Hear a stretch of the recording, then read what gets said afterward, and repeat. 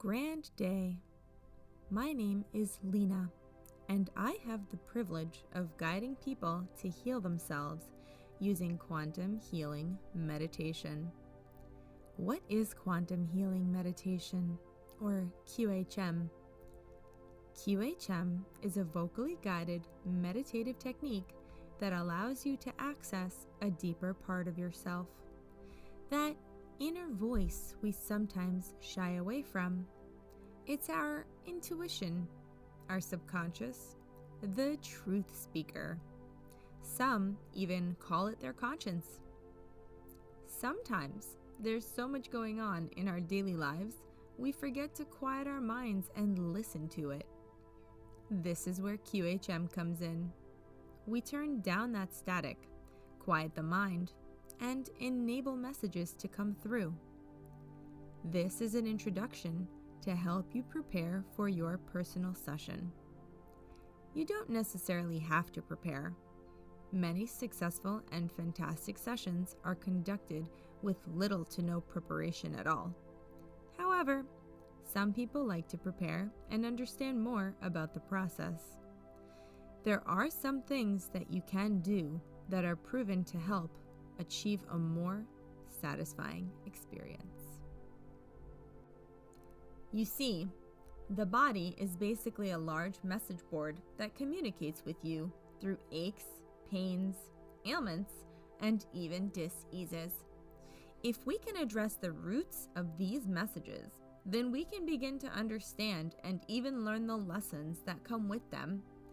There is no reason we need to experience physical symptoms or discomforts when we have a body that is designed to protect and heal us. And where better to start than the mind? With QHM, you can establish and solidify a connection to your higher self. When you quiet the mind, you can truly hear what your subconscious is trying to tell you, what your body is trying to tell you. Sometimes the messages are extremely logical. For example, pain in the right leg, or even both feet, can result to a message of simply not moving forward in one's life. Constant headaches or migraines could be coming from a past life head trauma that one has not healed from and carried over into their present life. But we won't know until we take a journey, which we can do with this wonderful technique. QHM is different from hypnotherapy, which is usually mistaken for stage hypnosis. I assure you that all modalities are quite different. QHM is not only relaxing, but can be quite educational for the practitioner and the client. In comparison with things like stage hypnosis or even traditional hypnosis, these are all on different spectrums. You do not wake up as someone else. You do not perform silly acts such as barking like a dog or clucking like a chicken. Same with traditional hypnosis as being suggestive. For example, being suggested that you're rid of a bad habit while in a peaceful state of mind. QHM is client-driven and client-inspired. I do not implant or suggest anything other than a keyword or a key symbol of your choosing for you to return to your beautiful place, a beautiful state of mind, and to connect with your subconscious on your own. This beautiful modality will be a most relaxing and clarifying experience. Remember, there is no wrong answer because what is meant for you to experience is just that.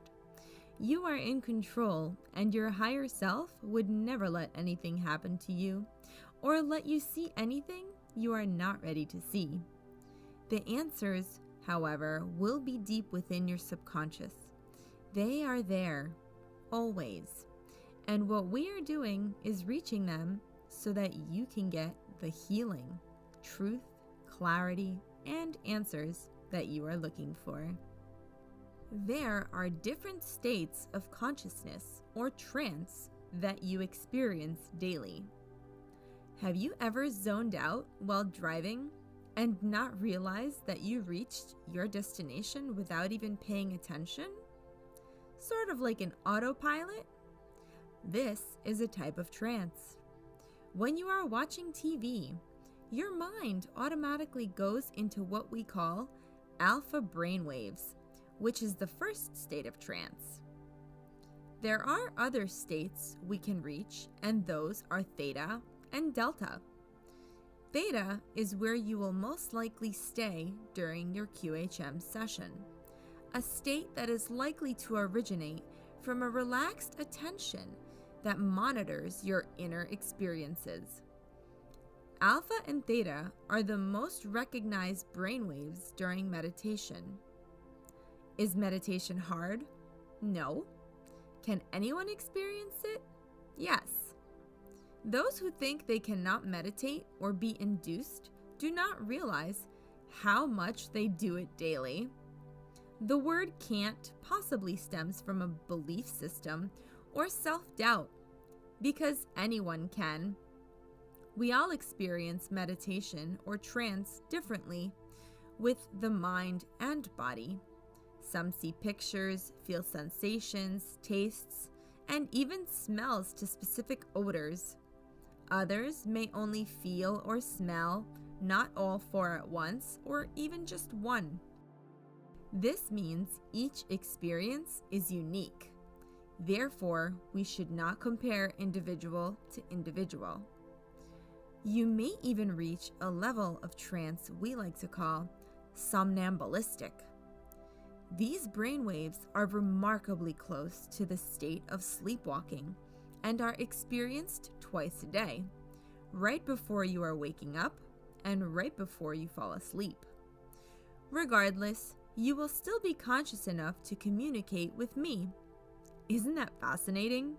We can reach such depths in our minds and still be conscious enough to witness and experience it. To make this experience even more reassuring, the entire session is recorded for you, and listening to your session will bring about immense healing and clarity. Sometimes, hearing things from another perspective is not as impactful as hearing oneself. When you hear yourself giving you the advice, it always sinks deeper. Like I said, you have all the answers within you. You are simply reminding yourself of them. After scheduling your session, I recommend clearing that session date and making sure you have little to no interruptions as possible. You need integration time. It is not recommended to drive immediately after your session. Some clients feel lighter due to the astral travel they experience, so please be sure to eat something when you're done. This is what we call grounding. On the day of your session, we are going to have what is called an interview. We will talk for a couple of hours and get to know each other. I want to know all about your life leading up to this session. If our session is done remotely, I will send you a Zoom link the day of. Please be sure you have a good, strong internet connection and a good pair of headphones with a microphone attached. We need to hear each other clearly, especially during the meditative part, as that will be recorded. We are working with the right side of your brain, the imaginative and creative side, not your everyday logical left-brained conscious mind. We want to talk to your higher self. You cannot access your higher self using logic. Overanalyzing can cause it to wither and fade away. The subconscious mind cannot tell the difference between imagination and reality. That is the analytical mind, the left brain, what we are trying to avoid. The reason why we are working with the right side of your brain is because the instant you start to question yourself, you begin to pull yourself out of the process especially when it comes to trust. So I recommend you let go of any expectations and come with an open mind and open heart. Sort of like an anything goes attitude. Trust your imagination 110%. If you push it away, you will be at an extreme disadvantage. Here are a few tips that I recommend to assure you have the best possible experience. While in guided meditation, you will be presented with questions. So tip number 1, trust the first thing that comes to mind. The second you begin to question anything, that is your conscious mind interfering and trying to run the show. Go with the flow. Analyze later. We can always go back and ask questions later. During my personal session, my subconscious stood at a podium while my consciousness sat in a chair next to her, quietly listening.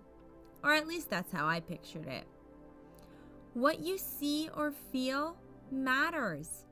Whether you are surfing naked or jumping through waves as a dolphin.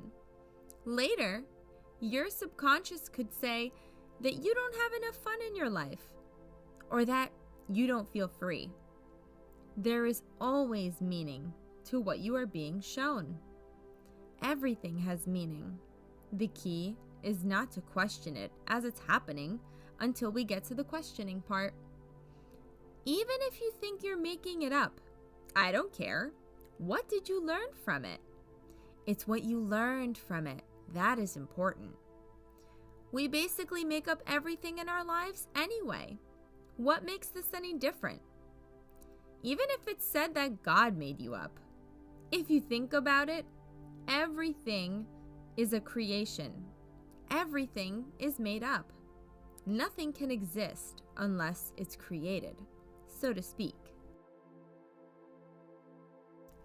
Tip number 2, describe everything in as much detail as possible. When asked to see, experience, or describe, give me as much detail as you can. Think of it in terms of a crime scene.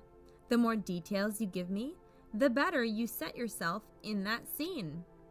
And remember, I can't see what you're seeing, so it helps me navigate.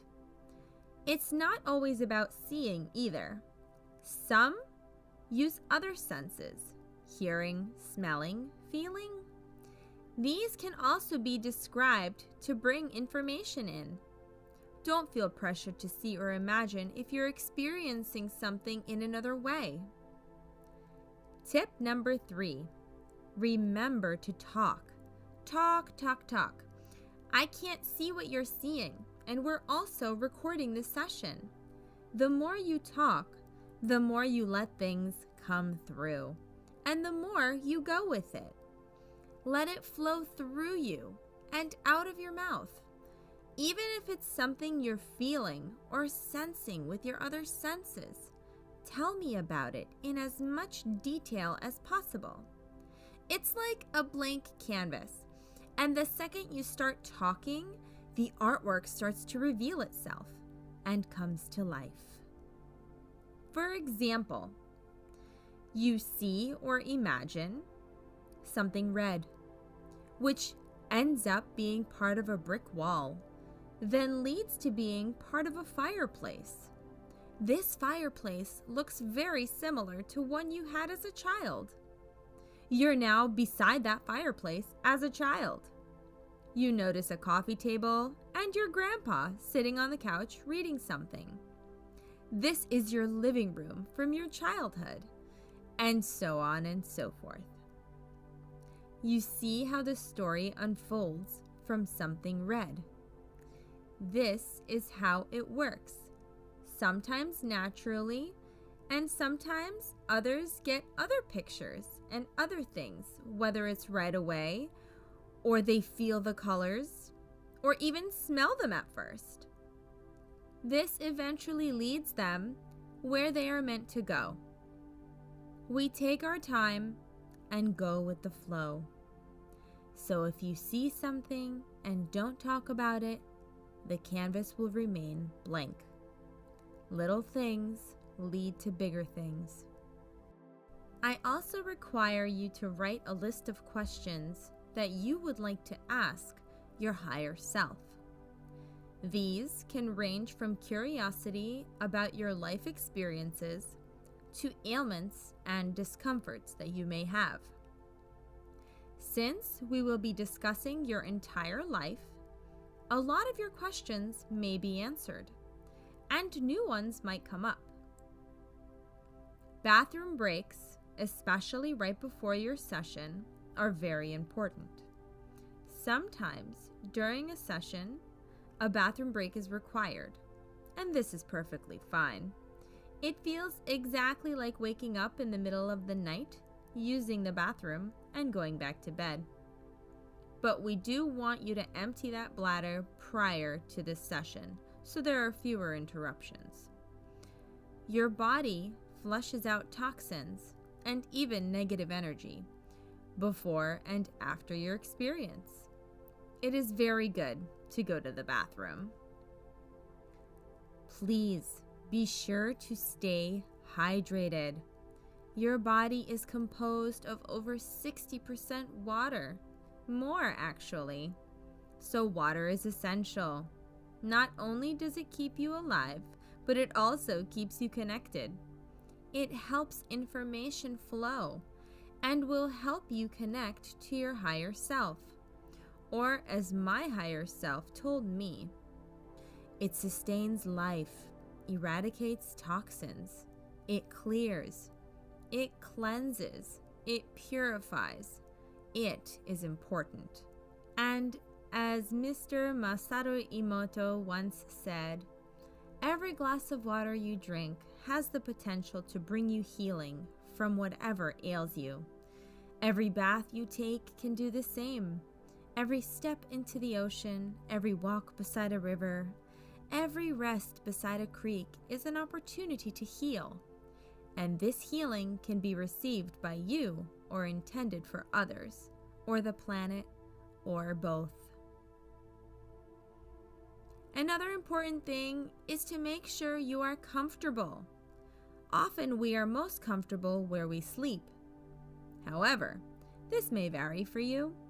If this is a remote session, I ask that you set up your device in a position where it will stand sturdy, so you will be in view. Chest and head is fine.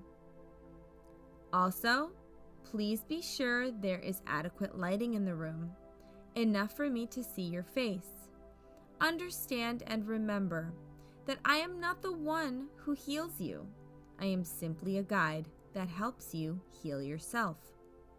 Sometimes healing comes with facing one's fears. One can become stuck because they are too afraid or comfortable with their situation and need help or a nudge. There is fear of the unknown sometimes. Rest assured, this is like daydreaming or even dreaming. Once we get past introductions and getting to know each other, all we must do is ask the right questions. It's a way to help you be the best version of yourself, your best self, if you so choose. After all, your free will is a major factor in all of this. But once we peel back those layers, we can release any excess energy that no longer serves you and send it on its way. Your higher self will give you a better understanding of what you must do to evolve. It wants what's best for you. Trust it. I'm excited to go on this journey with you.